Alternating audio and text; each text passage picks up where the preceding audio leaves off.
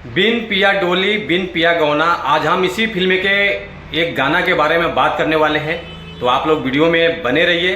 Hello दोस्तों, कैसे हो आप लोग? उम्मीद करता हूँ स्वस्थ होंगे, मस्त होंगे। आज मैं आप लोगों के लिए फिर से एक और नया वीडियो लेकर आप लोगों के बीच में आ गया हूँ।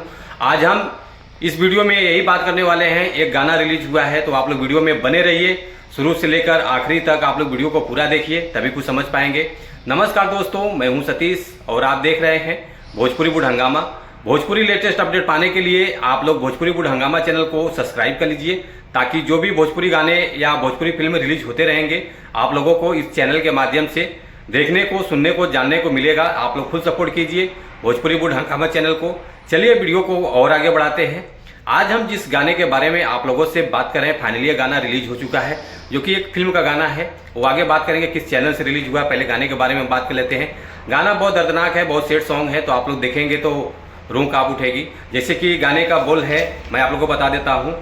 ये विधना, जो कि इस गाने को गाया है विक्रांत राय जी, और गीत है प्यारे लाल यादव जी का, म्यूजिक है ओम झा जी का, जो कि इस फिल्म में काम किया है संजना पांडे जी, जो कि बहुत बढ़िया फिल्म है। तो आप लोग इस फिल्म को जरूर देखिए।